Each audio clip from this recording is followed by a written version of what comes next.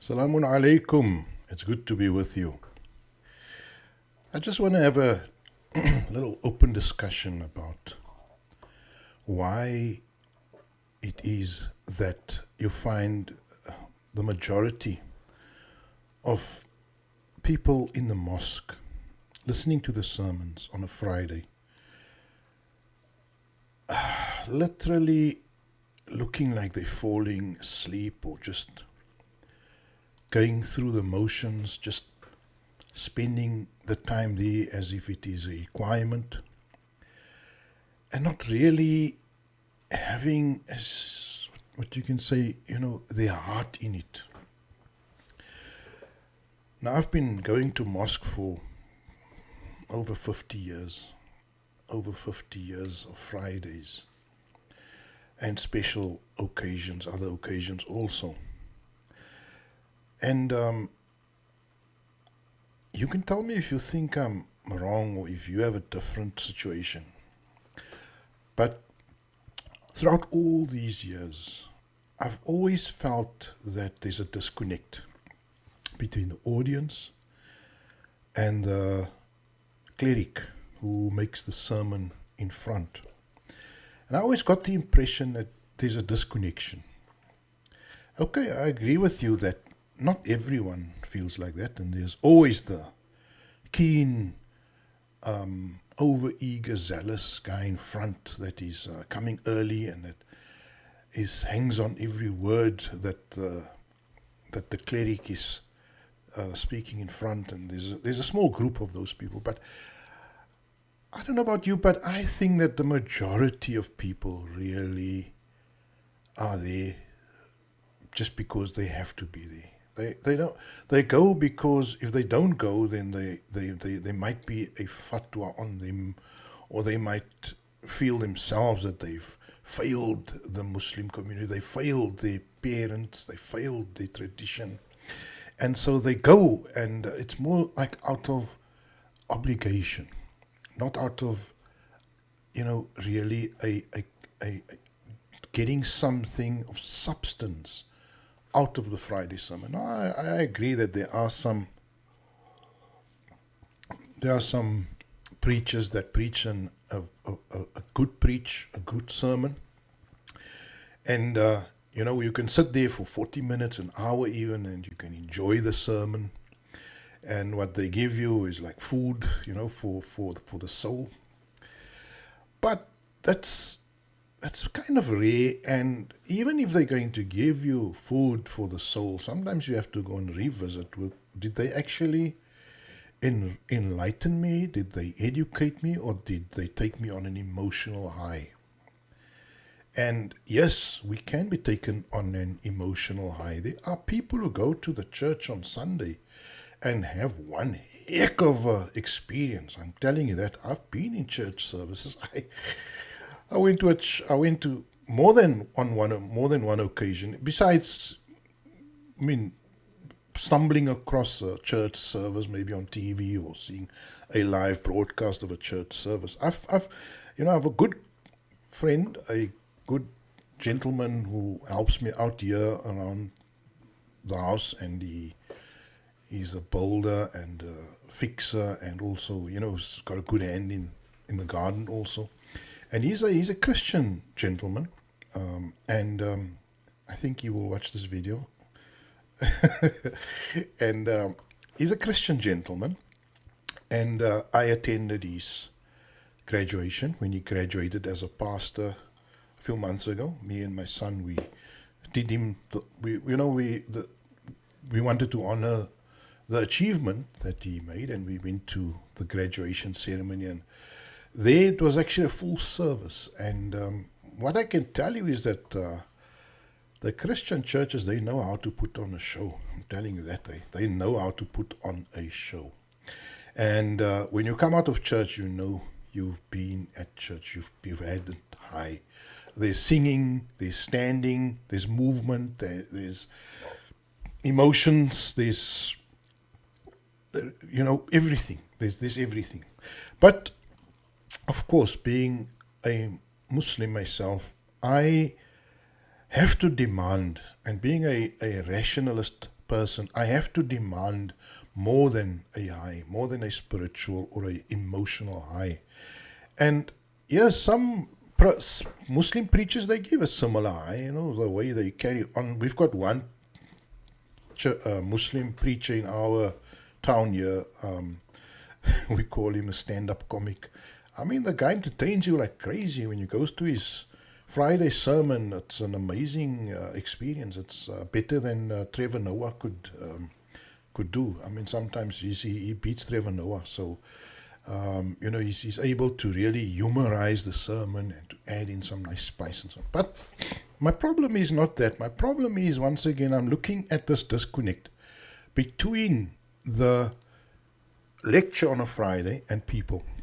And this is I want to critically reflect and answer the question, what are we missing? And to my humble opinion, this is what I think we're missing, my friends. You can tell me if I'm wrong, but I think there's a disconnect. I think what the man speaks in front and what you view as core, essential, important, valuable to you in your life is not really synchronized. There's no clear connection. You see, if you live in a society where you experience massive problems socially, let's say, for example, poverty, and then this guy making a sermon about fasting and about giving up and about how the companions used to go hungry. I mean, it doesn't relate, you see. If I'm hungry, if I'm already in some African country being deprived of my most basic core essentials for my life, if I'm, and that African country includes South Africa and some of the poor areas that you can find here, some of the extremely, and I think half of this country lives below the poverty line, which means they don't eat properly, they don't sleep securely. Now you come here and you preach a sermon up about being hungry and fasting and all that. Is it really going to sink in? Will those people relate the language that you are speaking about sacrifice and giving up? No, it won't, because they don't have anything to sacrifice. Now you come to another country like maybe, let's say, Britain or America, where people are well fed, people are fairly secure, they are living a fairly respectful, dignified life. But around them, they experience massive amounts of prejudice. They experience a belittling or diminishing of their values, of their culture, of what they hold to be important. They see around them the valuing of degeneracy, of what is subhuman.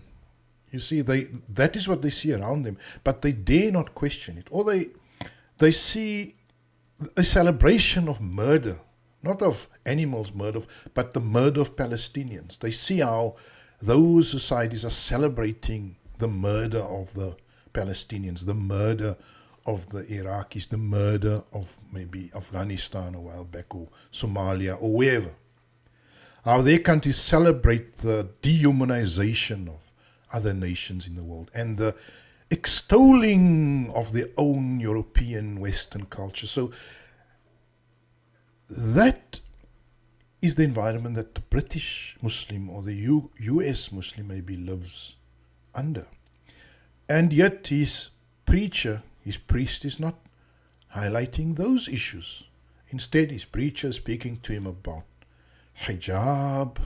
You need to wear hijab. You need to, cry for Imam this and Imam that lived 10,000 or 1,000 something years ago.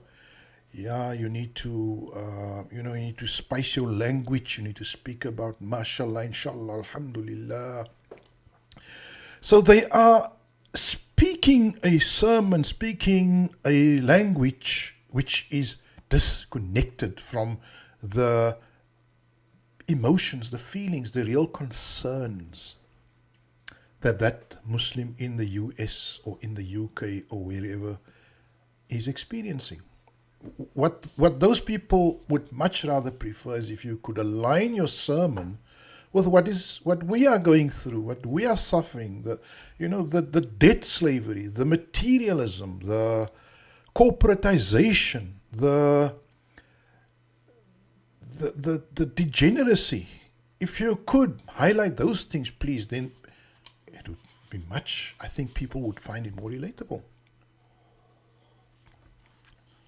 But what we find, and we used to speak about this when I was younger, is that when I was there's a book, there's a sermon book.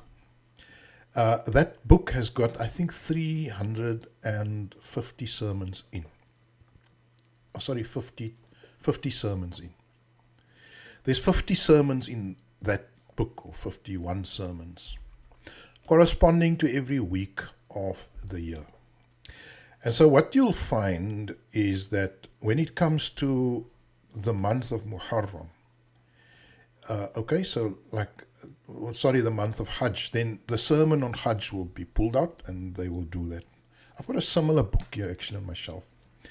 And then the month of Ramadan, then they will have the first week, that sermon, the second week, that sermon, the fourth week, that sermon. my one brother used to joke about this. He knew the sermon just after Ramadan. There's Ramadan, and then there's the week after Ramadan, when you can eat. In other words, after Ramadan, when we all happily eating again. Then you used to tell me, now that sermon is always very crucial, because they got to cash in, they got to guilt trip you that week now because you're eating. And then the topic for that sermon, the week after Ramadan, is always, brothers, now that Ramadan is done, please don't go back to your old ways. And he used to tell me my one brother used to tell me she knows already the first week after Ramadan, you get that sermon. And in other words, when you're eating, there's just that opportunity to guilt trip you, that why the hell are you eating? You bad person, and you need to.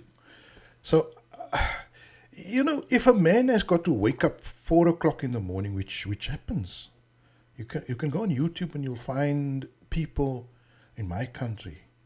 They have to wake up 4 o'clock to catch a bus or a taxi, and I don't mean a taxi, a yellow cab.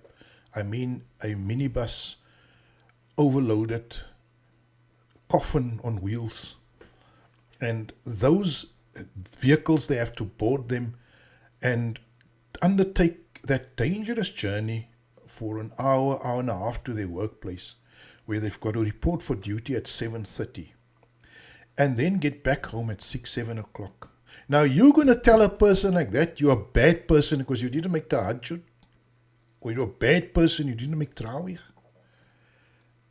You see, that woman, that man has worked 14 hours a day. That woman has to come home and cook and clean. Sadly so. And that is the Islam that you want to preach to people, and you are disconnected from the reality, my friends. And that is why, when you look at the mosque on a Friday, it is what you see there. Because that guy in Bangladesh, that Muslim in India, and way in Pakistan, they are stressed about inflation, about the rising cost of living in Lebanon, the same, wherever these economies are failing. They're stressed because they cannot make ends meet. They cannot make a decent life for themselves and their families, let alone own a small holding or a house or a little property or a small farm where they could become nothing of the sort. People have become slaves to the wealthy, to the elite. They are able to rent a small place to live in, and they are able to eke out an existence and buy the minimum nutrition for the day. And that's why when you look at people in the subcontinent of India, there's no fat people. These people are battling just to get something in their stomach for the day, many of them. The way they live, they've got to live dangerously in squalor and under very dangerous conditions. And the members, the khutbas, completely disconnected not mentioning a word. Why? Why? Because that same master that is enslaving the people of Bangladesh, of Pakistan, of Nigeria, of wherever, that same master is paying your salary. Those same wealthy people, those same people that are keeping the reigning order in place are paying the salaries of these preachers. And right at the top, right? So those same people are paying the salary of the preacher there. That preacher cannot drift away from the script. They've got to follow the script. They've got to teach these people dying of hunger in Somalia and in Ethiopia that no, you've got to fast, you've got to they got to tell these people in Bangladesh sleeping already 6 hours a day that you're a bad person, you didn't make Trawih or you didn't make Tahajjud Salah. And that guy that is running up and down, working on a rubbish dump, they've got to make him feel guilty for not making Dhuhr, Asr, Maghrib, wudu. You see, your Islam, your sermons, your preachings have lost track, have become disconnected from the masses. And what we do need, because let me make this a bit positive also, what we do need is a realignment of our Islam, our deen, our teachings, the Qur'an, to what happens in our daily lives. So the Qur'an is a manual, right? It's like a toolkit. It's a toolkit. It's a set of best practice. It's a set of case studies. It's a set of wisdoms. It's all there in one book. All there in one book. Let me remind you, the Quran is not just a book of rules. It contains the code, yes, but it also contains wisdom and it contains case studies.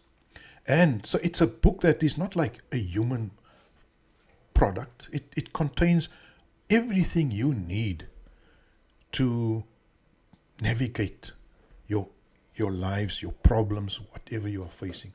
And so what I would recommend for us, and my hope, hopefully, is that you will form these Quranic study groups wherever you are. Whether you're in Britain, whether you can do it online, whether you can do it in real life. I think we should be seriously contemplating in our country also that we have a national body. But we should be having a institute of the Qur'an. And that institute of the Qur'an, that Baytul Qur'an, that Baytul, that house of wisdom, Baytul Hikmah, or that house of the Deen, or that house of guidance, should take the message of the Qur'an and make it relevant to our unique situations. And if that message, now if you're sitting wherever you sit, you need to take the Qur'an and take the most applicable verses. You as the imam, you as the preacher, you as the sermon, you should take the most relevant verses. If the problem is that people are not governing by Islam, then you need to bring those verses that will encourage them, that will persuade them to start governing, to start running their operations by the Quran. If you are, and stop talking to me about the minority, please folks, you know what, that is the most silly nonsense argument I've ever heard, is that we the Muslims are the minority. You know, 20 years ago, the LGBTQIA plus community was not even a minority. It was barely a minority. It was a small whisper. Who do you think is running the show now in the public arena? They didn't run around saying we're a minority, let's go and sit in a corner and do our own thing. No. If you have the truth, you need to announce it to the people, my friends. The Islam and the Quran is never a minority. When the universe submits to God, when the universe in all its majesty, from the furthest point to the most immediate, to the subatomic, all admit to the lordship of Almighty Allah, of the Rahman. How can you say that's a minority? How can you call that a minority? My friends, truth is not a minority. Islam is not a minority. Nature is not a minority. Nature is natural. Nature belongs, and so does Islam. And so stop talking nonsense about we're a minority. There's no minority of truth. You are it's like telling a baby that, you know what, I can't give you milk because I don't know if you like milk. The baby will take to milk. The masses will take to Islam. If you give it to them in its proper form, if you don't give it to them in a twisted, crazy manner, like the way it's being done. If you come to people with solutions based on the Qur'an, a country that is suffering hunger, that is being infiltrated and controlled by an oppressive elite, you need to challenge the core root source of the hunger, and that is the injustice. So you bring justice to a society that is afflicted by injustice, and so you solve the hunger problem. In a society that is conflicted by social disease and by social problems and by suffering and by a sense of isolation and marginalization of people, you bring morality, you bring zakah, you alert people to the problems of an immoral society. And that is how the sermon becomes connected to the people's challenges and the people's problems. My brothers and sisters, I hope you will maybe start your own little halqas or groups or whatever, where the Qur'an could be turned into a source of guidance, and where people, those who choose, those who want to wake up, those who want to get up from their sleep and listen to something which will emancipate them, liberate them, where those people can find your guidance. And remember, if one person says something and creates a YouTube video, you are reaching more people than the average mosque. Definitely so. So let us stop this nonsense of people falling asleep and get in Islam, get the message through that has meaning, inshallah. Walhamdulillahi Rabbil Alameen.